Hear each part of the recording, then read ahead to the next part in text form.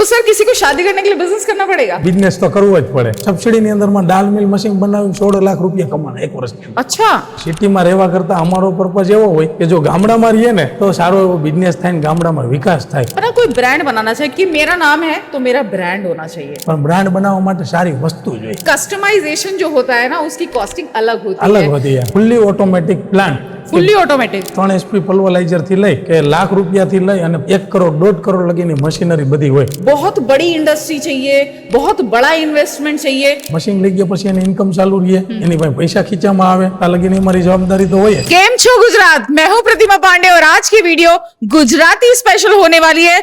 मुझे गुजरात की 3 चीजें बहुत पसंद है. एक तो गुजरात का खाना, गुजरात की धरती और गुजरात के लोग. तो कमेंट करके जरूर बताइए कहां से, गुजरात के किस सिटी से आप इस वीडियो को देख रहे हैं. आज की जो वीडियो होने वाली है गुजराती स्पेशल होने वाली है क्योंकि गुजराती किसी भी चीज में कम नहीं है. हमारे मोदी जी को ले लीजिए, भारत के प्रधानमंत्री है, सरदार वल्लभ भाई पटेल, साथ ही साथ ऑयल रिफाइनरी के सबसे बड़े उद्योगपति धीरू भाई अंबानी. सो इसी तरीके के बहुत सारे बिजनेसमैन हैं, बहुत सारे बिजनेस माइंडसेट के लोग हैं जो गुजरात से बिलोंग करते हैं. सो वीडियो को शुरू करने से पहले आपको छोटी सी रिक्वेस्ट करूंगी, वीडियो अगर अच्छी लगेगी लाइक कीजिएगा, शेयर कीजिएगा उन लोगों तक जो कि मिनिमम कॉस्ट से बिजनेस की शुरुआत करना चाह रहे हैं. क्योंकि आज मैं आपको लेकर आ गई गुजरात के राजकोट में जहां पर सुई से लेकर एरोप्लेन तक के सारे पार्ट्स आपको यहीं पर मैन्युफैक्चर किए जाते हैं और यहां से बिजनेस की हवा चलती है एक तरीके से. कमेंट करके जरूर बताएं किस लोकेशन से आप इस वीडियो को देख रहे हैं. अपना नाम, अपनी सिटी का नाम जरूर मेंशन कीजिएगा जिससे हमें यह पता लगता है हमारी वीडियो की रीच कहां तक जा रही है. मैं हर एक कमेंट को लाइक करती हूँ, हर एक कमेंट पर रिप्लाई जरूर करती हूँ, मुझे बहुत ज्यादा खुशी होती है. तो हमारे साथ में जुड़ेंगे जितेंद्र जी जो आपको सारी जानकारी देंगे किस तरीके से आप बिजनेस को कर सकते हैं. आटोमाइज मैन्युफैक्चरर प्राइवेट लिमिटेड के साथ में किस तरीके से जुड़ सकते हैं, किस तरीके से अपने बिजनेस को नेक्स्ट लेवल पर जा सकते हैं. क्योंकि ये जो वीडियो होने वाली कृषि प्रधान वीडियो होने वाली, क्योंकि ये जो हमारा देश है कृषि प्रधान देश है और हमारा जो देश है हर जगह पर जाना जाता है अपनी खेती के लिए. तो हमारे साथ में जुड़ेंगे जितेंद्र जी, आपको सारी जानकारी देंगे. ये मेरे बैकग्राउंड में आप कुछ मशीन देख रहे होंगे, मशीन किस तरीके से वर्क करती है, क्या कंपनी के साथ में जुड़ने के फायदे हैं, मशीन की स्पेशलिटी क्या होने वाली, कौन कौन लोग इस बिजनेस को कर सकते हैं, सारी जानकारी देंगे. और ये जो वीडियो है ना गुजराती लैंग्वेज में होने वाली है तो अपना आप इंट्रोडक्शन जरूर देके जाइएगा. जितेंद्र जी कैसे हैं आप? અરે બઢિયા, આપ कैसे है? मैं भी ठीक हूँ सर. हमारे व्यूअर्स के लिए गुजराती में आज हम स्पेशल वीडियो लेकर आए हैं. तो जो जो मैं सवाल हिंदी में पूछूंगी आपको गुजराती में आंसर करना है ना सर? જરૂર, હું ગુજરાતીમાં સરસ મજાનો વિડીયો તમે કયો એવી રીતનો સમજાવી દઈશ. जी बताइए सर, किस तरीके से बिजनेस लोग कर सकते हैं. हमारी महिलाएं हैं जो बिजनेस करना चाहती हैं, क्योंकि गुजराती महिलाएं हैं वो किसी से कम नहीं है, भारत की जो महिलाएं किसी से कम नहीं है, जो बुजुर्ग हैं किसी पे डिपेंड नहीं होना चाहते, अपना खुद का बिजनेस करना चाहते हैं, या फिर जो युवा है खुद का बिजनेस करना चाहते हैं, उनके लिए क्या अपॉर्चुनिटी होने वाली है. ગુજરાતીમાં બધાનું માઇન્ડસેટ જ હોય કે મારે કઈ ઘરનો બિઝનેસ કરવો છે, ખુદનો બિઝનેસ. અમારે અહીં સગાઈ કરવી હોય ને તો જો ઘરનો બિઝનેસ હોવો જોઈએ, ગામડે ખેતીવાડી હોવી જોઈએ અને રાજકોટમાં મકાન હોવું જોઈએ તો એની સગાઈ થાય. तो सर किसी को शादी करने के लिए बिजनेस करना पड़ेगा? જરૂર. अच्छा. તો અમારે અહીંયા સગાઈ કરવી હોય, લગ્ન કરવા હોય ને એટલે એને બિઝનેસ તો કરવો જ પડે. अब मतलब लड़कियों की डिमांड हो गई आज की હા, डेट में. લડકી કો એટલે કે જો ગામડાની લડકી હોય ને हाँ हाँ એને સિટીમાં આવવું જ હોય અને સિટીમાં કઈક બિઝનેસ કરતા હોય કે ન કરતા હોય પણ ઈ ભેગી કામે જાહે, બે માણા ભેગું કરશે, તન તોડ મહેનત કરીને ભેગું નહીં થાય. એટલે સિટીમાં રહેવા કરતા અમારો પર્પઝ એવો હોય કે જો ગામડામાં રહીએ ને તો સારો એવો બિઝનેસ થાય ને ગામડામાં વિકાસ થાય. અને ગામડાની અંદરમાં જે કઈ છે ને એવું શહેરમાં નથી. એટલે જો ગામડામાં રહીને બિઝનેસ કરે ને તો જબરજસ્ત થાય. એટલે આજે હું તમને એક વસ્તુ એવી બતાવવાનો છું કે આ જે પ્લાન રહ્યો ને એ સિટીમાં તો હાલે જ, પણ ગામડાની અંદરમાં જો હલાવવો હોય ને તો અહીંથી ઘઉં નાખે ને માંથી લોટ કાઢી લે એટલે આટા તૈયાર થઈ જાય એવો fully automatic plan. Fully automatic. Fully automatic. Okay ठीक है. ये तो आपने करी युवा की बात. जो बुजुर्ग हैं, जो महिलाएं हैं बिजनेस करना चाहती हैं, उनके लिए क्या अवसर है? એના પાસે એવી વસ્તુ અમારી પાસે છે કે આમ જો મશીનની રેન્જની વાત કરું ને તો 3 HP પલ્વરાઇઝર થી લઈ કે લાખ રૂપિયાથી લઈ અને 1 કરોડ 1.5 કરોડ લગીની મશીનરી બધી હોય. પણ જો લેડીઝ બિઝનેસ કરે ને એટલે હોશિયાર બહુ હોય, ટેલેન્ટ પણ હોય. अच्छा. હા, એટલે લેડીઝ ને કઈક બિઝનેસ કરવો ને એટલે નાના પાયેથી ચાલુ કરે. એટલે એને ઘરની લાઈન હોય એમાં સિંગલ ફેસ થી બિઝનેસ ચાલુ કરે અને મોટો એમ્પાયર થઈ જાય ને ત્યાં લગીનો બિઝનેસ કરે. એમાં જો આ બિઝનેસ ગામડાની એક મહિલા હોય ને કે પરિવારમાં કે ભાઈમાં કે ભાભી ભાભી હોય કે નણંદ હોય અને બે વસારે મળીને દેરાણી જેઠાણી થઈને જો આવડો બિઝનેસ કરે ને તો આટાનો બિઝનેસ હાલે. આમાં 35 પ્રકારના આટા એક જ બિઝનેસમાં થાય અને એની સામે ખેતરમાં જે કઈ અનાજ અને કઠોળ થાય ને એ ક્લીન કરીને માર્કેટમાં પણ વેચી શકે. હા, એવો બિઝનેસ છે.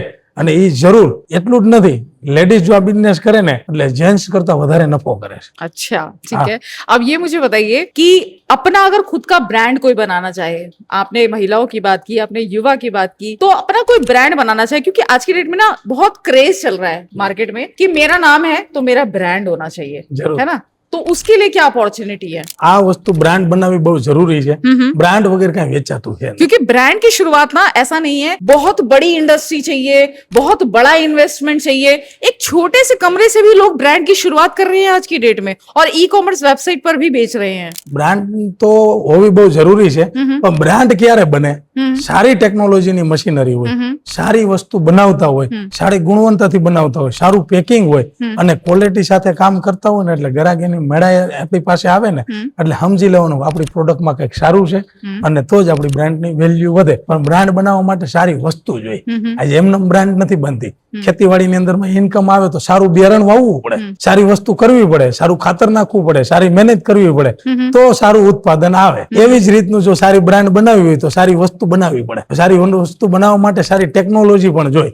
એમને ન થાય. આપણે કોથરો ભરીને જાય તો એમાં કાંઈ ક્યારે પૈસા મળે નહીં. એના માટે એકદમ અપ ટુ ડેટ બ્રાન્ડ વાળી વસ્તુ અંદર લખવી પડે. કપડા ગમે એવા હોય પણ જો સિलाई દરજી બરાબર ન કરે ને એટલે હારા ન લાગે. बिल्कुल बिल्कुल, ये तो है डिफरेंस है कि कस्टमाइजेशन जो होता है ना उसकी कॉस्टिंग अलग होती है. जैसे जैसे आप प्रोसेस को बढ़ाते जाएंगे वैसे वैसे उस चीज की कॉस्टिंग बदलती चली जाएगी और वो कॉस्टिंग आपको हमेशा प्रॉफिट देकर जाएगी, है ना सर? પ્રોફિટ એટલો બધો છે કે અમારે ગુજરાતની અંદરમાં છે ને સૌથી વધારે હાઈએસ્ટ ઘઉં થાય, ગોધરા સાઈડ મકાઈ થાય. હવે ઘઉં તમે વેચી નાખો ને તો એમાં પૈસા ઓછા મળે, પણ જો લોટ બનાવીને વેચો ને તો વધારે મળે. ને ઘઉંમાં કેવી રીતના મળે ને એ પણ હું તમને ડિટેલમાં જો તમારો ટાઈમ હોય તો હું સમજાવું કે કેવી રીતના ઘઉંમાં પૈસા વધારે મળે છે, લોટમાં એથી વધારે પૈસા મળે છે.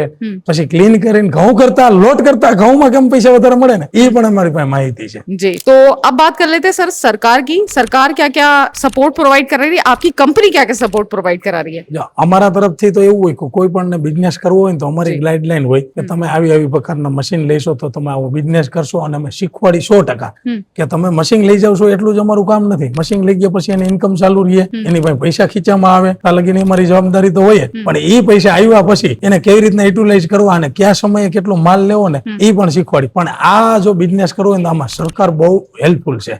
સરકાર એટલો બધો સપોર્ટ કરે છે કે તમે કાંઈ પણ બિઝનેસ કરો એટલે તમને સરકારી યોજનાના બધા ફાયદા મળે, સબસિડીનો ફાયદો મળે, સબસિડીની અંદરમાં જે વ્યાજ લાગે એના ઇન્ટરેસ્ટમાં પણ સબસિડી છે.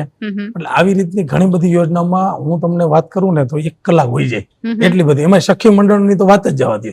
અમારે ગુજરાતમાં સખી મંડળ બહુ સારું એવું હાલે છે.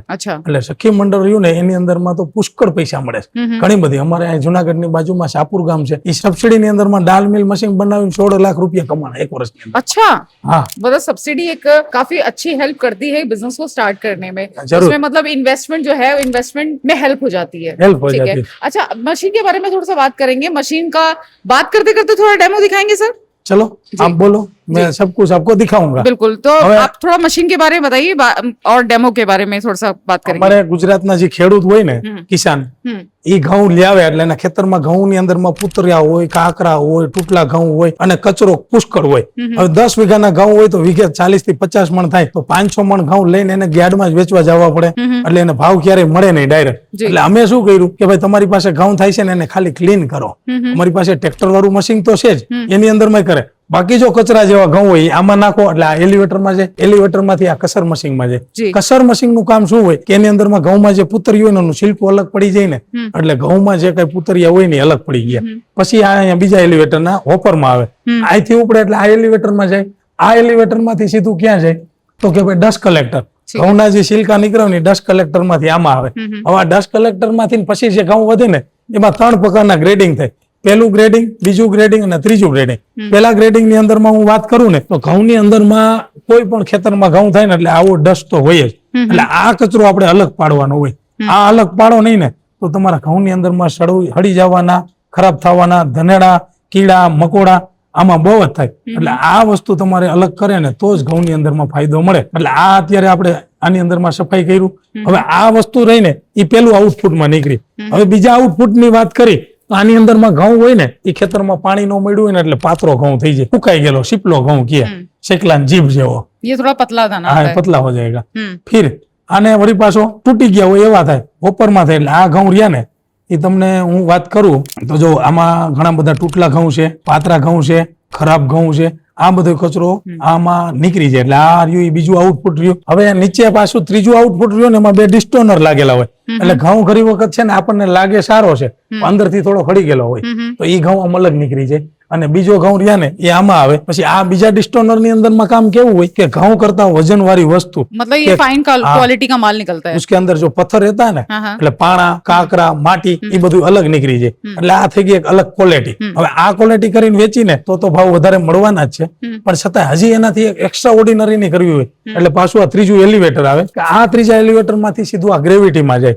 એટલે ઘઉં ને બધા ગ્રેડિંગ કરવાનું કે ને તો ગ્રેડિંગ ની સાથે ગ્રેવિટી મશીન હોવું જોઈએ, अच्छा તો થાય. એટલે આ ગ્રેવિટી ની અંદરમાં આમાં બધી પ્રકારના ઘણા બધા આઉટપુટ અલગ અલગ હોય છે. અને આ ગ્રેવિટી ની અંદરમાં ઘઉં સાફ થઈ જાય. હવે આ સાફ કરી અને જો વેક્યુમ પેકિંગ કરીને આપણે ઘઉં વેચીને તો જે કઈ ભાવ હાલે છે ને એના કરતા બધા વધારે મળે. હું તમને એક વેક્યુમ પેકિંગ બતાવું. હવે આ ગ્રેવિટી રહ્યું, એ ગ્રેવિટી માંથી ઘઉં આવ્યા. આ ઘઉં ને એકદમ સરસ મજાના સાફ થઈ ગયા. હવે આપણે શું કરતા હોય કે અમારે ગુજરાતની અંદરમાં કેવું હોય કે ઘઉં સાફ કરી અને બાસકા ભરીને જવા દઈએ. 20 કિલો, 30 કિલો, 50 કિલો બાસકા ભરી ગેડમાં વેચી આવે તો પણ ભાવ વધારે ન મળે. હવે એને વધારે ભાવ લેવા હોય, આ ઘઉં ને 20 કિલો ને 800 રૂપિયા, 1000 રૂપિયા, 1200 રૂપિયા લેવા હોય તો શું કરવું પડે? એટલે અમે એને શીખવાડી કે ઘઉં ખેતરમાં થાય છે ને ત્યારે એમાં એટલી દવા નથી નાખતા. દવા છાંટી છે ખરા, પણ ડાયરેક્ટ ઘઉં ને ટચ નથી થતી. આપણે ઘઉં લાવી છીએ, સફાઈ કરેલા લાવી છીએ, ગ્રેડિંગ કરીને લાવી છીએ, ગ્રેડિંગ કરીને લાવી છીએ, અને પછી ઘરમાં લાવી અને એમાં દવાની 2 ટીકડી મૂકી, કોઠલો ભરી, પેટી ભરી, બાસકા ભરીને. એટલે એમાં એટલો બધો ગેસ થાય કે પેસ્ટિસાઇડ વાળા કે એની અંદર જીવડા કે ધનેડા આખું વાળા કઈ નથી થતા, અને છતાંય માણા ખાઈ જાય. એટલે આપણી શરીરની અંદરમાં જે રોગપ્રતિકારક શક્તિ રહીને ઘણી નબળી પડી જાય. એટલે અમે એ ખેડૂતને એવું શીખવાડી કે તમારા ખેતરમાં જેટલા ઘઉં થાય છે એ જ ઘઉં ને તમે સફાઈ કરો છો ને એની સામે વેક્યુમ પેકિંગ કરીને આપો. तो कितने साल तक चल जाती होगी ये पैकेजिंग? અને 3 વર્ષ લગી કાંઈ ન થાય. અને 3 વર્ષ લગી આ ઘઉં હાલે. અને માથે જતા તમે વાત કરી કે વેક્યુમ પેકિંગ કરી એટલે ઘઉંમાં ભાવ વધારો થઈ જાય, પણ ખરેખર ભાવ વધારો તો થાય જ. કારણ કે પેકિંગ થાય છે ને તો પ્રોડક્ટ ની અંદરમાં હંમેશા માટે સારી બ્રાન્ડ થી પેકિંગ કરો ને એટલે આજે એલ્યુએડિશન કરો ને એટલે કઈક ને કઈક પેકિંગ નો ખર્ચ લાગે.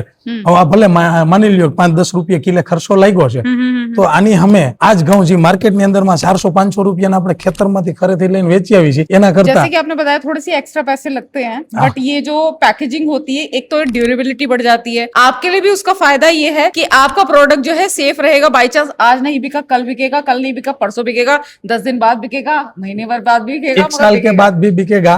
તો 1 વર્ષની અંદરમાં ક્યારે હળવાનું નામ નહીં લે.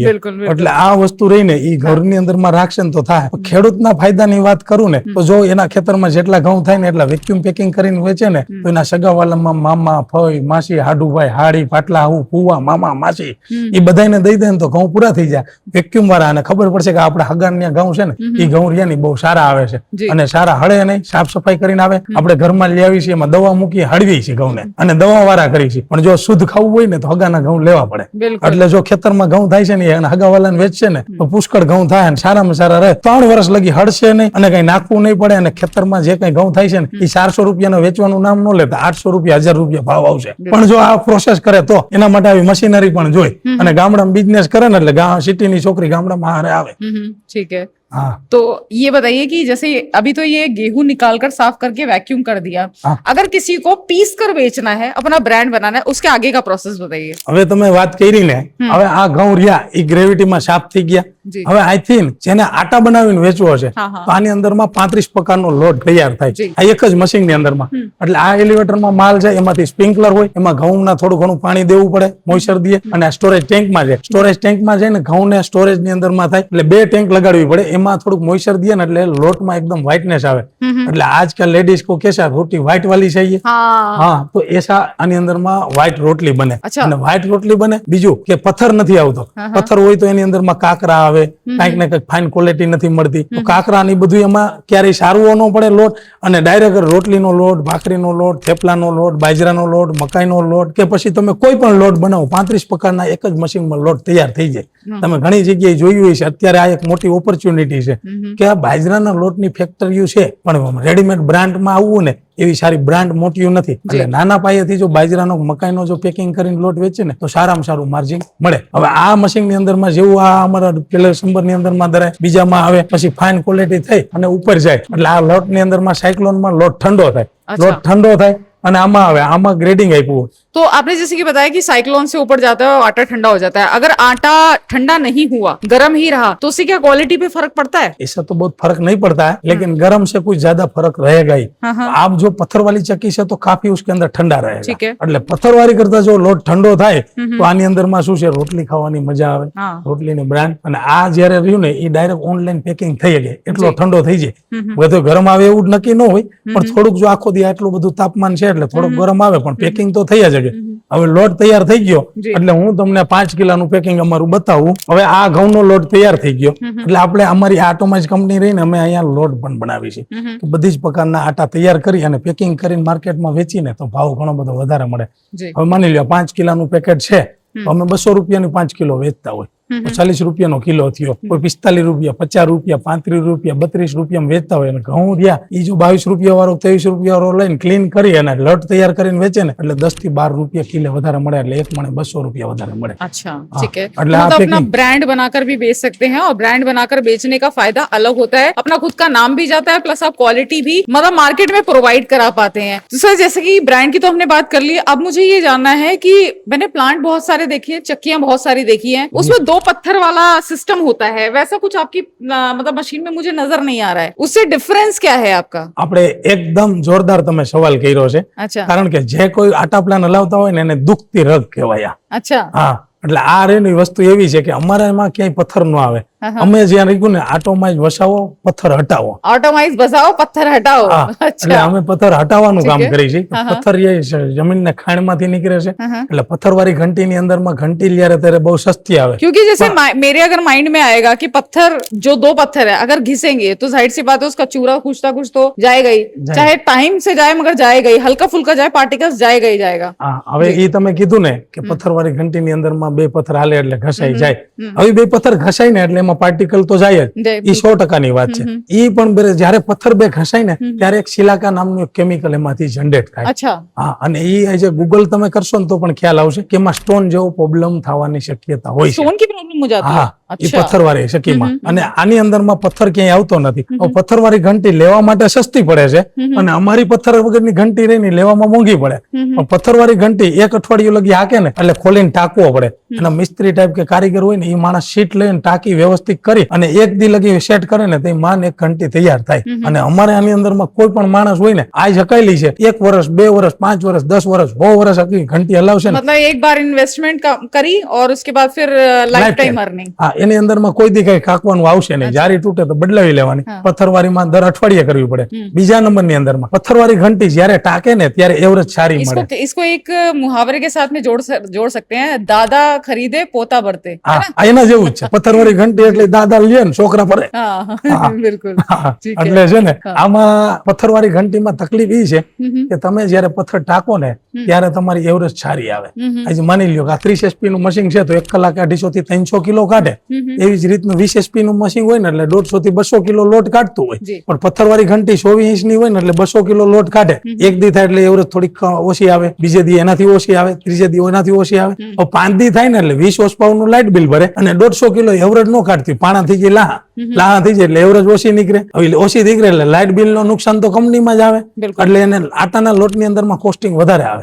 અને અમારા મશીન ની અંદરમાં આજ ચાલુ કરો, એવરેજ આવી તો કાલે એટલી એવરેજ આવે, અઠવાડિયા પછી એટલી એવરેજ આવે, મહિનાથી પછી એટલી જ આવે, વર્ષે એટલી આવે, 10 વર્ષે એટલી આવે, 100 વર્ષે એવરેજ એટલી જ આવે, કોઈ દી ઓછી ન થાય। अच्छा એટલે બેનિફિટ એ રહે કે એને રોજનું અઠવાડિયે 5 કિલો 10 કિલો જે લોટની ઘાટી આવે છે ને દરવામાં, એમાં લાઇટ બિલમાં લોસ જાય, પણ ધીમે ધીમે જાય। પાણીનો ટાંકો ઉપર ભરો, નળ ધીમો ખુલ્લો હોય, રોજ ખાલી થઈ જાય, ટાંકો ભરો, 2 યુનિટ જાય, ખબર ન પડે, ઘરનું લાઇટ બિલ વધારે આવે છે એવું લાગે, પણ નફામાં લોસ। આ 1 વર્ષ હાકે ને એટલે તમારા પથ્થરવાળી ઘંટી કરતા 10 ગણા નફો લાઇટ બિલમાં કરી દે। Light bill. હા, अच्छा એટલે એટલો ફાયદો થાય। तो जैसे आपने लाइट बिल की बात की सर, बहुत एरियाज हैं जहां पर लाइट की प्रॉब्लम रहती है और बिल की भी प्रॉब्लम रहती है, ठीक है। हिमाचल की अगर मैं बात करूं, उत्तर प्रदेश की बात करूं, कई जगह पर नहीं आती है लाइट, या फिर आसाम की साइड की बात करूं तो कई जगह होते पहाड़ी एरिया होते हैं जहां पर लाइट्स की बहुत दिक्कत होती है, तो वहां के लिए कैसे मशीन चलेगी? बिकॉज बिजली तो चाहिए ना मशीन के लिए। જરૂરત નથી, जरूरत नहीं है। ના ના, इसके अंदर कुछ जरूरत नहीं है। લાઇટ બિલ ક્યારેય ભરવાનું આવતું નથી અને લાઇટ ની જરૂર પડતી નથી। કોઈ પણ પ્લાન્ટ હલાવો, આટોમાઇઝ કંપની એવા પ્લાન્ટ બનાવે છે કે એનું લાઇટ બિલ રહ્યું ને એ ક્યારેય એને વિચારવાનું નથી, કારણ કે ઉપર સુરત દાદા જ્યાં લગી દેખાય ને ત્યાં લગી એ લાઇટ બિલ ભરી દેવાના છે। હા सूरज भगवान भरेंगे फिर હા એટલે સોલાર લગાડી દઈએ, સોલાર થી આખો પ્લાન્ટ હાલશે, નવું સફાઈ થઈ જાય, ક્લિનિંગ થઈ જાય, ગ્રેડિંગ થઈ જાય, ગ્રેવિટીમાં સ્પ્રિંકલર માં લાગી જાય, દરાઈ જાય, ગ્રેડિંગ થઈને પાછા કમ્પ્લીટ લોટ પેકિંગ થઈ જાય, ત્યાં લગીનું બધું છે ને મફત થઈ જાય, લાઇટ બિલ ની જરૂર નહીં પડે. આજે માની લ્યો ઘણી જગ્યાએ અમારા ગુજરાતમાં એવું છે કે તમારે 15 કિલોમીટર 20 કિલોમીટર કોમર્શિયલ લાઈન લેવાનો ખર્ચો લાગતો હોય અને કનેક્શન 3 ફેસ નું મળતું ન હોય કોમર્શિયલ, તો એના પૈસા પણ ઘણા બધા ભરવા પડતા હોય અને પૈસા ભરીને લાઇટ બિલ પાછું રોજ ભરવાનું. એટલે અમે એનું સોલ્યુશન કરી દીધું છે કે તમે એ પૈસા ભરો છો ને એ સારી વસ્તુ છે, પણ જો તમારે નો જ ભરવાની તમારા પાસે પૈસા ન હોય ને તો સોલાર લગાડી દો, એટલે સોલાર થી તમારી ઘંટીઓ હાલશે અને બિઝનેસ રોજ મફત થાય. તમારામાં તાકાત હોય ને એટલો બિઝનેસ કરશો. લાઇટ બિલ ની ચિંતા છોડી દો, લાઇટ બિલ જરૂર નથી, કોમર્શિયલ લેવાની કનેક્શન ની જરૂર નથી, ખાલી સોલાર લગાડી દો ને ऑटोमेट નો કોન્ટેક્ट करो. अच्छा, तो ऑटो में इसको कांटेक्ट करें, लाइट और बिल की चिंता छोड़ देंगे. स्क्रीन पर नंबर चल रहे हैं, फटाफट से कॉल कीजिए सारी जानकारी के लिए. अब सर मुझे गुजराती समझ में तो आती, बोलनी नहीं आती, तो आप हमारे व्यूअर्स को रिक्वेस्ट कीजिए कि लाइक करें, शेयर करें, कमेंट करके अच्छा सा जाएं गुजराती में कुछ, और सब्सक्राइब जरूर करें चैनल को. મેડમે કીધું એવી રીતનું તમારે કાંઈ પણ ડાઉટ હોય તો કોમેન્ટ જરૂર કરો, અથવા તો તમારે કાંઈ પણ ક્વેશ્ચન હોય તો અમારા નંબર ઉપર ફોન કરો, અથવા તો વોટ્સએપ ની અંદરમાં એક મેસેજ કરી દો. રાતે તમે વિડીયો જોતા એક દિવસના જોતા હોય અને તમારે પણ જો ગામડાની અંદરમાં કઈ બિઝનેસ કરવો હોય, આટાનો બિઝનેસ, મસાલાનો બિઝનેસ, દાળનો બિઝનેસ કે ક્લિનિંગ પ્લાન્ટ, ગામ વચારે એક જ મશીન લઈને આખા ગામની ઇન્કમ વધારવી હોય, અથવા તો ગામડાના ખેડૂત પાસેથી કઈ મટીરિયલ આવે છે એને સફાઈ કરીને વેચવું છે, વેક્યુમ પેકિંગ કરીને વેચવું, આ નંબર પર કોન્ટેક્ટ કરો. અથવા તો જો તમે ગુજરાતમાં રાજકોટની આજુબાજુમાં ક્યાંય છો તો અમારી કંપનીની વિઝિટ કરવા આવો કે અમે કેવી કેવી પ્રકારના બિઝનેસ કરવાના અને એને દરવાના, ગ્રાઇન્ડિંગ કરવાના, ખેડૂતના ખેતરમાં જે કઈ અનાજ અને કઠોળ થાય છે એને ક્લિનિંગ કરવાના મશીન બનાવી છે. તમે જોવા મુલાકાત લેવા આવો અને આપણે સાથે બેહીને જમશું, પણ જરૂર એકવાર મુલાકાત લ્યો, તમારું આખું વિઝન ક્લિયર થઈ જાય. ગામડામાં રહેતા હોય તો સિટીની અંદરમાં રહેવા જવાનું વિચારતા નહીં, કારણ કે ગામડામાં જ ઓપોર્ચ્યુનિટી બહુ સારી છે. तो लाइक करें, शेयर करें, सब्सक्राइब करें, और बिजनेस करना है तो स्क्रीन पर नंबर चल रहे हैं, उस नंबर पे कॉल करें. बाकी कमेंट करके एक प्यारा सा गुजराती में जरूर जाइएगा.